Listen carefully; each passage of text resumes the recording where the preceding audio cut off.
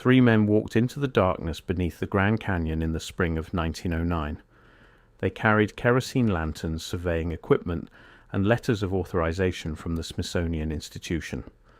A Hopi elder stood at the mouth of the tunnel system and told them in no uncertain terms that the lower passages were forbidden, that the spirits who lived beneath the stone didn't welcome strangers, that other men had tried before, and those men didn't come back whole.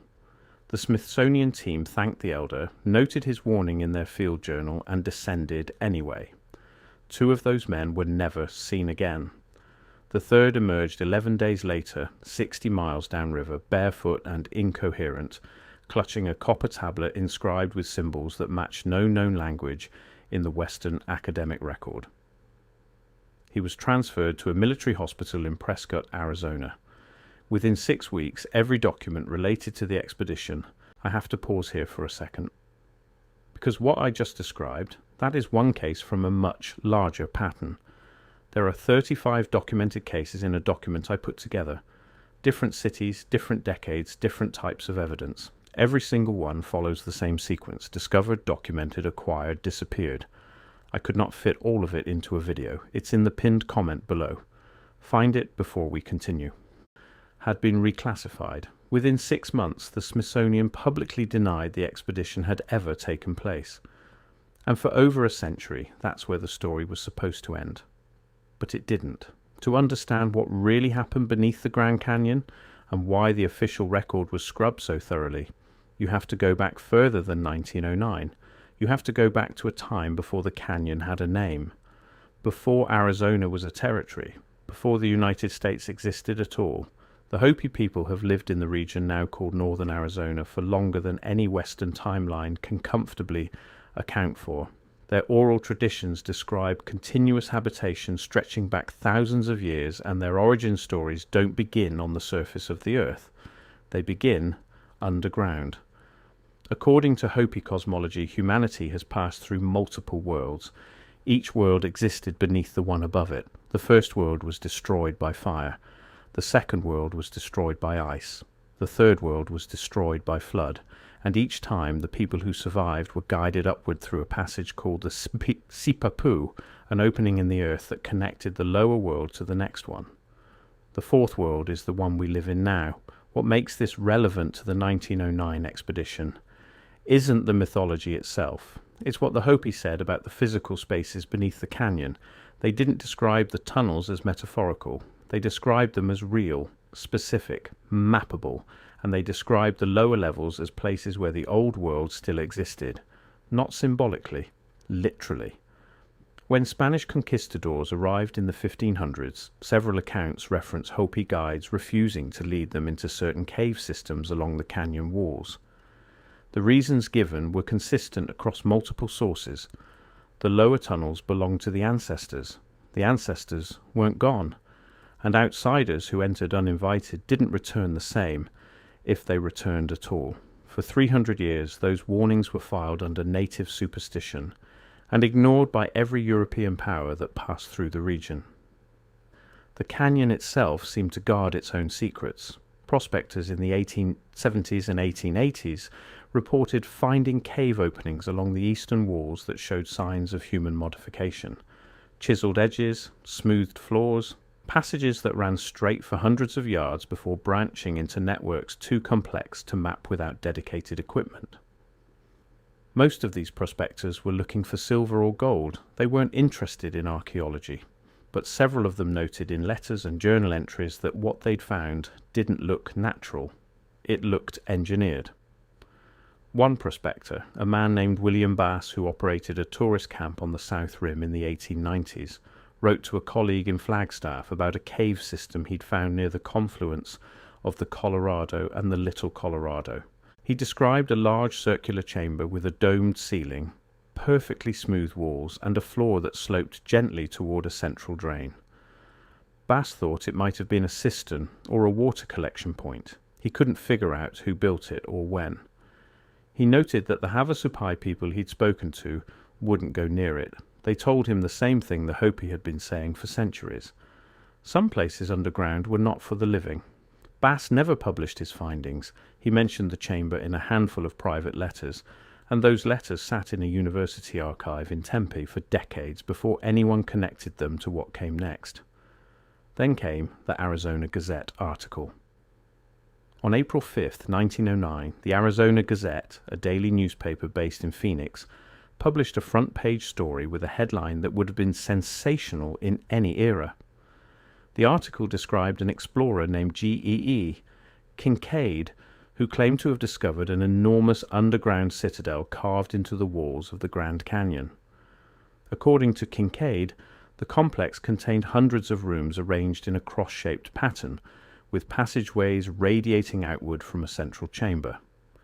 He described stone tablets inscribed with hieroglyphics, copper instruments of unknown purpose, mummified remains wrapped in a bark-like fabric, and granaries still filled with seeds that had somehow not decomposed. The article named the Smithsonian Institution as the sponsoring body and referenced a Professor S.A. Jordan as the lead archaeologist. It described the site as being accessible only by a narrow ledge roughly 1,500 feet below the canyon rim, and it placed the entrance somewhere near the confluence of the Colorado and Little Colorado rivers. The Smithsonian's response was immediate. They denied any knowledge of the expedition. They denied employing anyone named G.E. Kincaid.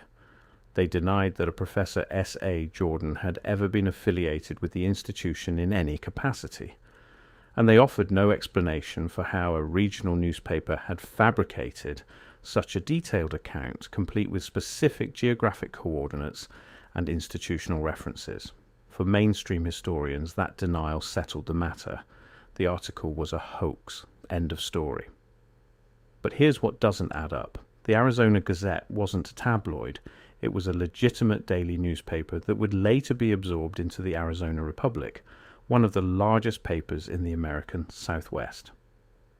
Printing a fabricated front-page story about the Smithsonian Institution would have been an extraordinary risk for a paper trying to build credibility in a growing territory. The article contained no hedging language, no attribution to anonymous sources, no allegedly or reportedly. It read like a factual news report.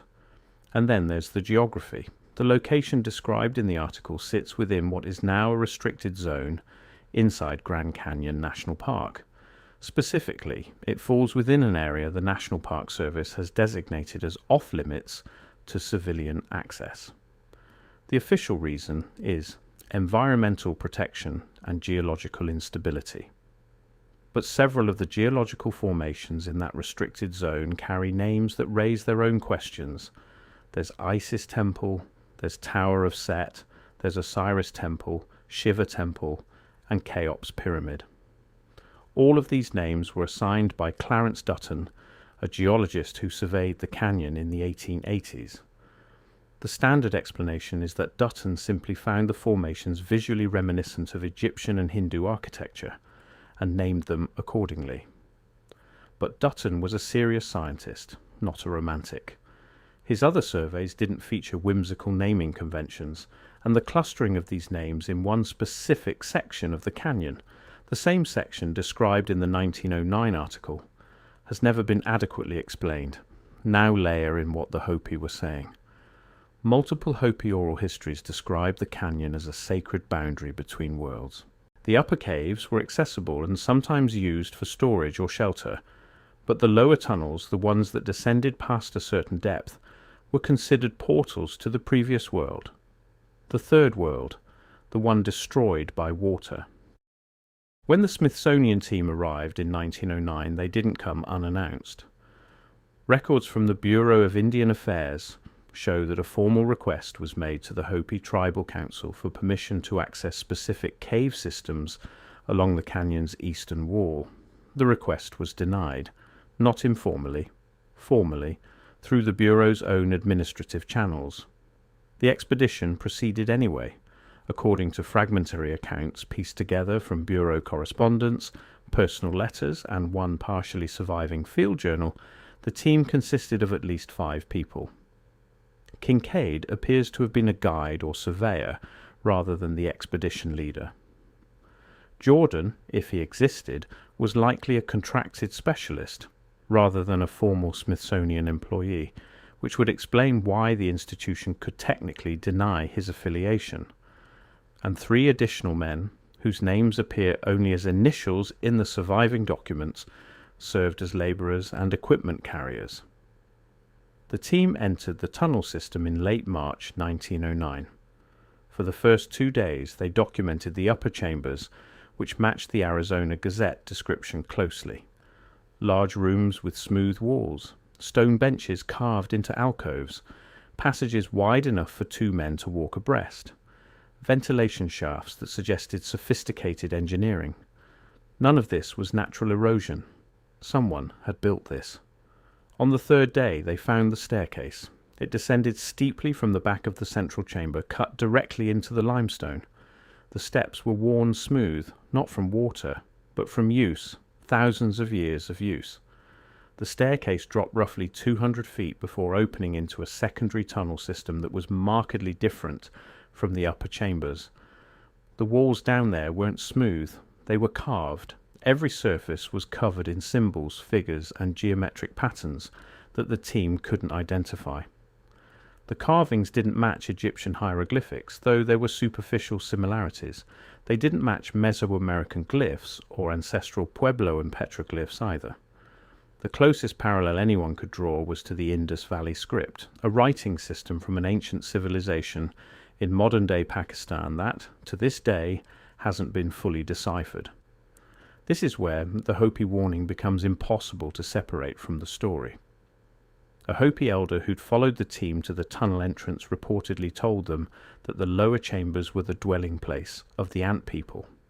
In Hopi tradition, the Ant People were beings who sheltered humanity during the destruction of the First World and the Second World.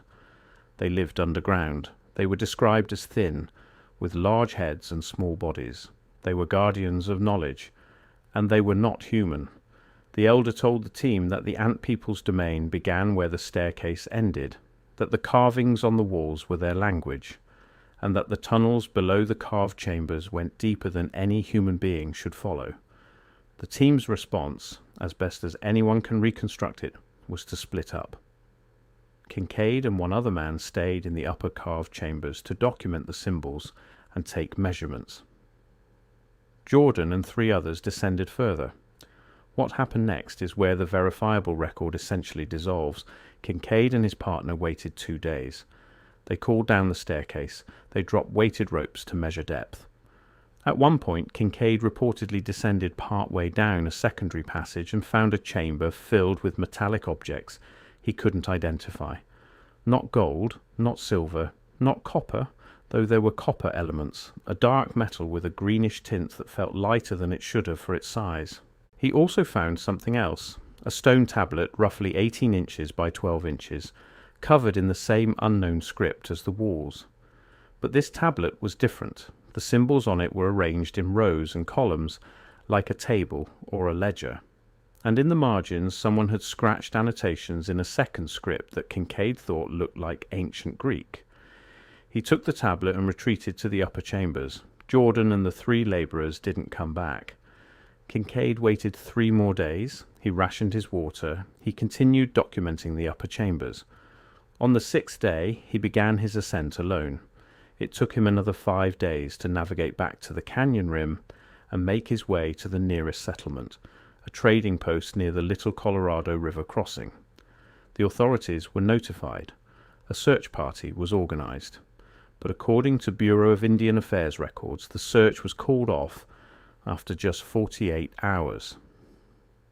The official explanation was that the tunnel system was too dangerous and too extensive to search safely. The unofficial explanation, referenced in a single letter from a Bureau field agent to his supervisor in Washington, was that the Hopi had made it clear they wouldn't permit further entry, and that forcing the issue would create a diplomatic crisis the Bureau couldn't afford. The 3 men were never found. No remains, no equipment, nothing. And here's where the institutional response gets genuinely strange. Within weeks of Kincaid's emergence, the Smithsonian dispatched not another archaeological team, but a legal team. Attorneys from the institution's office of the secretary traveled to Arizona and met with the Arizona Gazette's editor. The content of that meeting isn't publicly documented, but the Gazette never published a follow-up story. Not a retraction, either. Just silence. Kincaid himself was transferred to a military hospital in Prescott, where he was treated for exposure, dehydration, and what the attending physician described as acute nervous collapse. He remained there for several weeks. During that time, he was visited not only by medical staff, but by at least 2 men, identified in hospital logs only as representatives of the Department of the Interior. No record exists of what was discussed during those visits.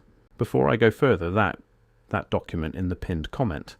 If you have not found it yet, go there now, because everything I cover in these videos is one piece of a pattern that only becomes visible when you see all 35 cases together.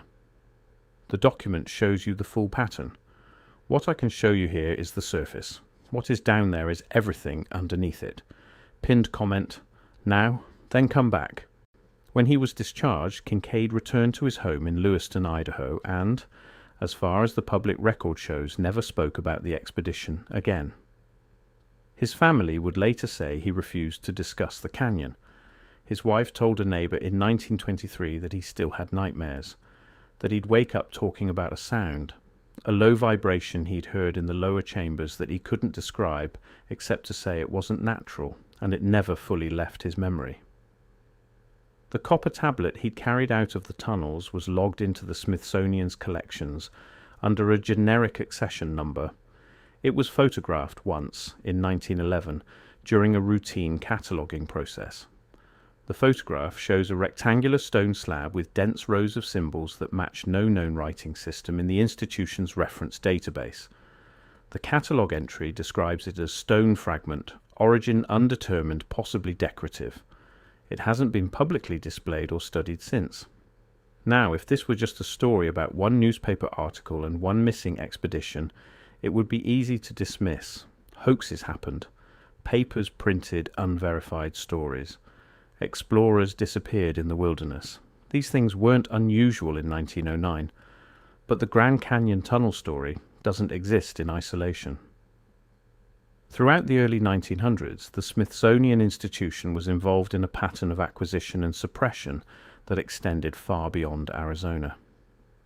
Giant skeletal remains reported by newspapers across the Midwest and South were collected by Smithsonian teams and subsequently vanished from the public record.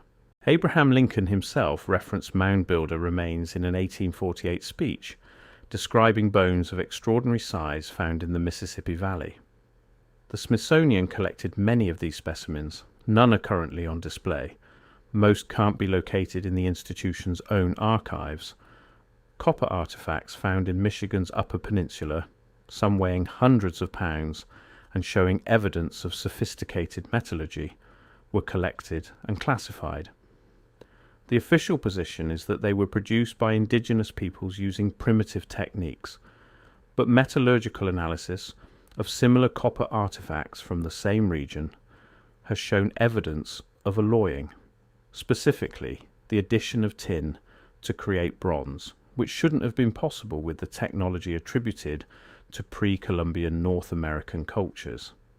And it wasn't just Michigan. In the Ohio Valley, stone chambers with acoustic properties rivaling European cathedrals were documented in the 1840s and 1850s. Their walls aligned to solar and lunar events with a precision that required advanced astronomical knowledge. Smithsonian teams catalogued these structures. The public reports described them as ceremonial mound features. The private correspondence between field researchers told a different story.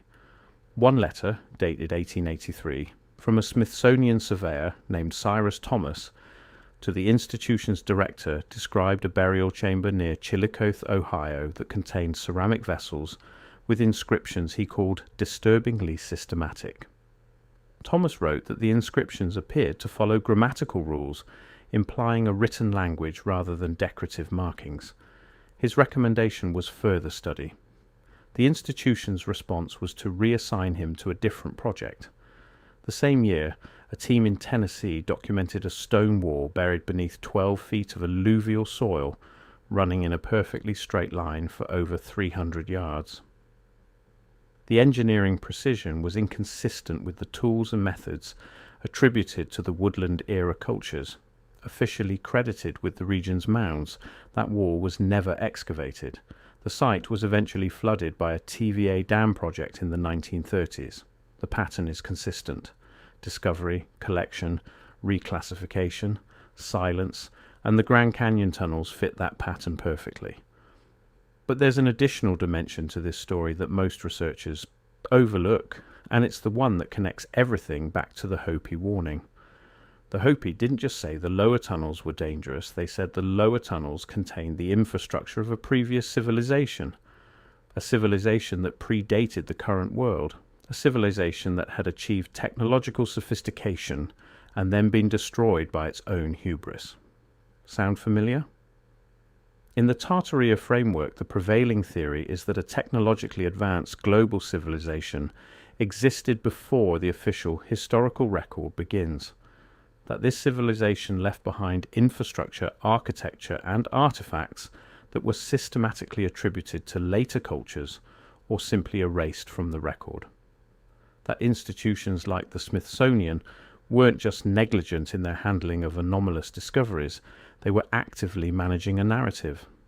The Grand Canyon tunnels represent a potential intersection of these ideas. If the lower chambers contained evidence of a civilization that couldn't be explained within the standard archaeological timeline, if the artifacts showed technological capabilities that were supposed to be impossible for the era and location, if the writing system on those walls connected to other unexplained scripts found on other continents, then the Smithsonian's response makes a very different kind of sense. They didn't suppress the story because it was a hoax. They suppressed it because it was real. Consider the geography for a moment. The Grand Canyon itself is one of the most geologically significant formations on the planet. Its exposed rock layers span nearly 2 billion years of Earth's history. If any location in North America were going to contain evidence of an ancient pre-Diluvian civilization, the canyon's deep geological record would be a logical candidate.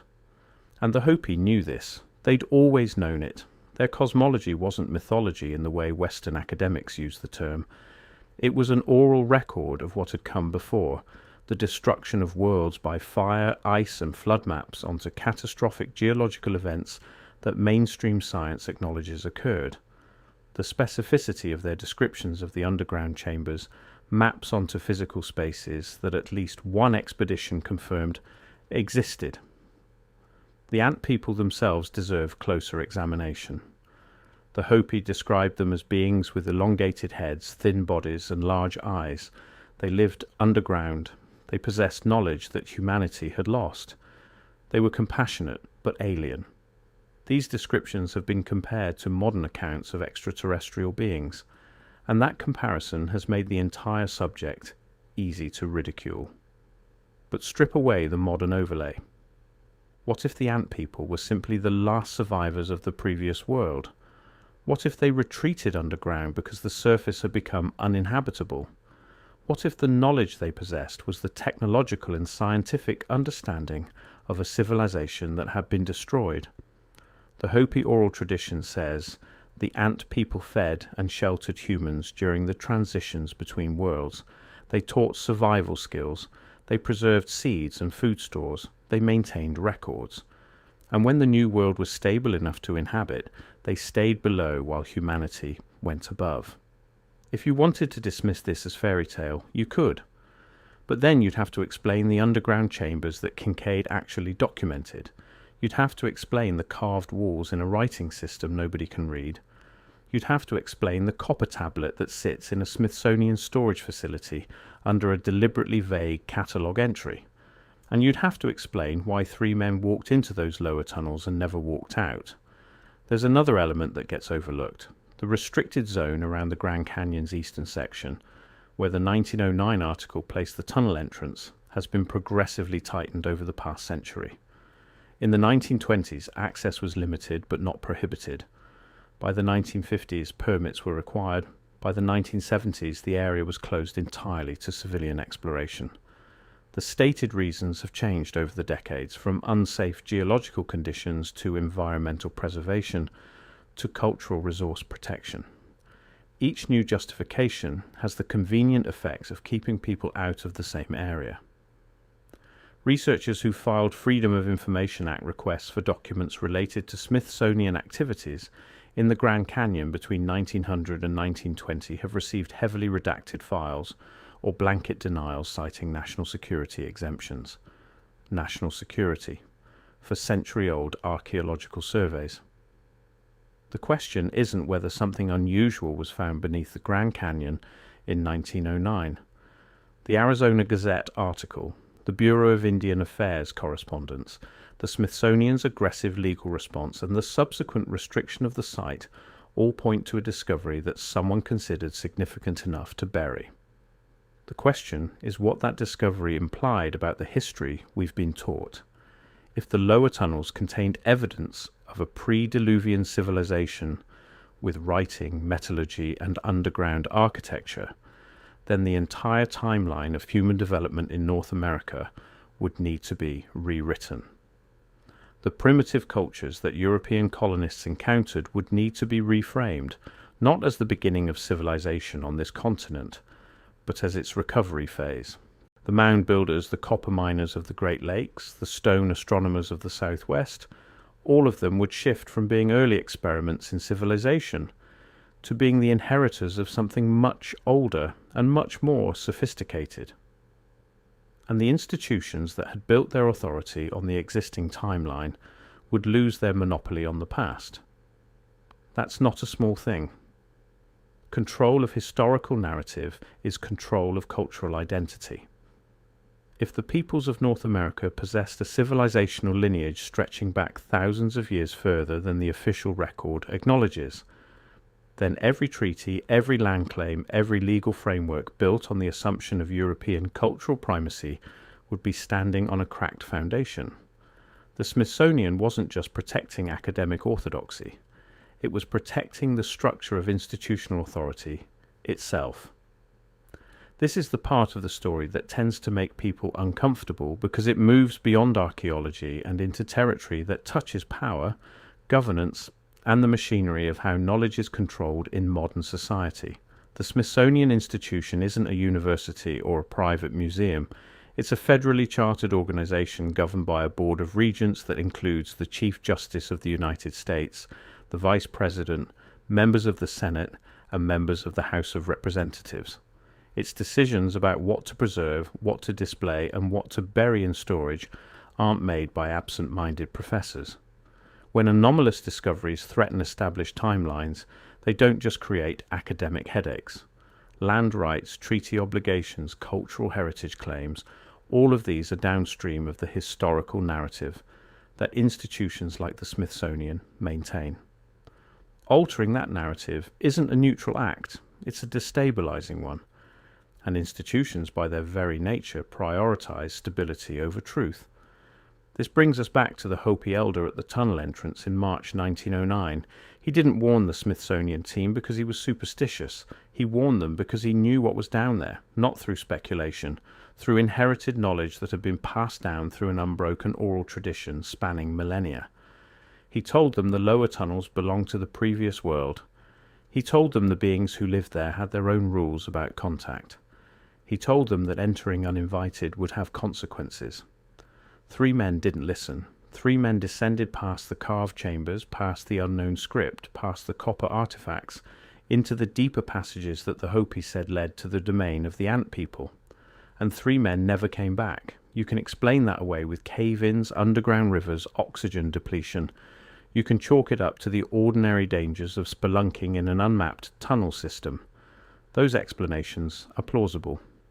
But they don't explain the Smithsonian's behavior. They don't explain the legal team. They don't explain the reclassified documents. They don't explain the expanding restricted zone. And they don't explain why a copper tablet with an undeciphered writing system has been sitting in a storage facility for over 100 years without a single published study. Something was found beneath the Grand Canyon, something that challenged the accepted narrative, something that institutional power decided the public wasn't ready to know about. The Hopi tried to warn them, not just about the physical danger, about the disruption that comes from pulling back the curtain on a past that someone powerful has spent a very long time keeping hidden. In 1909, 3 men from the Smithsonian Institution descended into the lower tunnels beneath the Grand Canyon. They ignored the warnings of a people who'd been the canyon's custodians for thousands of years. They carried the arrogance of an institution that believed its authority entitled it to any knowledge, anywhere, at any cost. The canyon kept them. And the institution that sent them spent the next century pretending they'd never existed at all. Some doors are closed for a reason. The Hopi always knew that, the Smithsonian learned it, and the 3 men who vanished beneath the canyon floor became the proof that some warnings aren't meant to be ignored. They're meant to be remembered.